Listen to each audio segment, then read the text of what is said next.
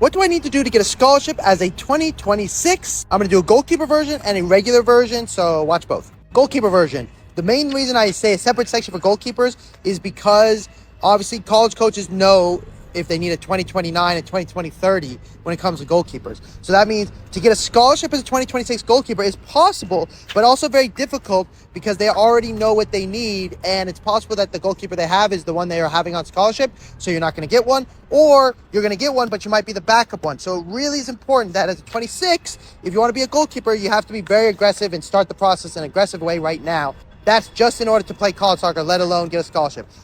Now, this is both for field players and for goalkeepers.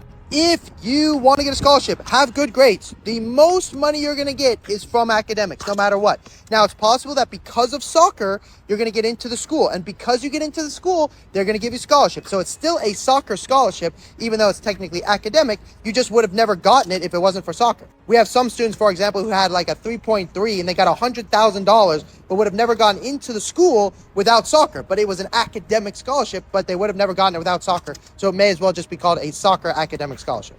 Now, that can't be official, so they won't ever say that, but that's basically what it is. So to get a scholarship, you need to go to ID camps. You need to go to games this fall. You need to ask the coaches if you can go to the games this fall and shake their hand. You need to go to ID camps. You need to create your email templates. You need to respond to the schools. You need to make multiple every touch videos. As a goalkeeper, you need to make training videos, many of them, which case you have to get a phone behind the goal and like record those because the goalkeepers need those. If you're training with any players in college or training with players older than you in some extra training session, get that on video. Training video can go a long way when it comes to updating teams. They're still going to need game video, of course, but training video can be very helpful. You're going to need your high school and or club coach to be a reference for you. They will not make calls on your behalf over and over again, so do not depend on them to do so. You need to be the one doing the emailing, but once they respond to you, you can then have your coach maybe make 2 or 3 calls and leave a voice message because they're probably not going to get them on the phone, and that will go a long way in the recruiting process, especially for D3 and D2 schools. It can also help with D1. Now, some D1 coaches have direct connections to clubs, and they go, hey, how's this kid doing? I want him to come to my school, and that's how they reach out to you before June 15th, is they reach out to your club without you knowing, and technically that's not illegal because they're just talking to some random guy who is not the kid, even though, of course, they're still recruiting you that way.